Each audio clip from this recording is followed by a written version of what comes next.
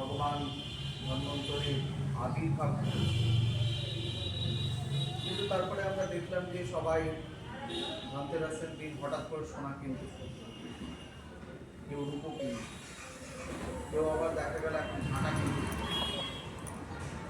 এখন আমরা কি সঠিক পথে যাচ্ছি? আমাদের পূর্বপুরুষরা কি এই জন্যই এটা প্রচলন করেছিলেন? এই যে বিষয়গুলো হচ্ছে, সার্বিকভাবে আমাদের সংস্কৃতির চর্চা নিয়েই আজকের এই অনুষ্ঠানের আয়োজন আমরা করেছি। এবং এই অনুষ্ঠানের শুভ সূচনা হতে চলেছে।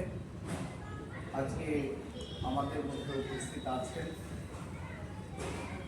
বিশিষ্ট সাংবাদিক, টিভি এবং অন্যান্য বিভিন্ন সংবাদের সঙ্গে তিনি যুক্ত ছিলেন, সুমনা মুখার্জি মহোদয় যিনি উপস্থিত আছেন। এই সঙ্গে উপস্থিত আছেন বর্তমানে রাষ্ট্রীয় স্বয়ংসেবক সংঘের উত্তর চব্বিশ পরগনা বিভাগের সেবা প্রমুখ মাননীয় মরণ দাস মহোদয়।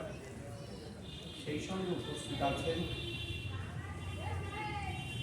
মহাত্মা গান্ধী বিশ্ববিদ্যালয়ের অধ্যাপক ডক্টর গৌতম বর্মন মহোদয়। আজকে এই সমস্ত বিশিষ্ট অতিথিদের আমরা পেয়েছি।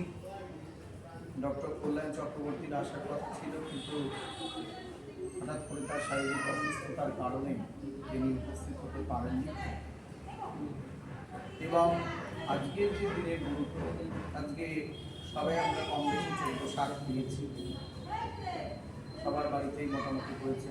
গতকাল বার্ষি ছিল।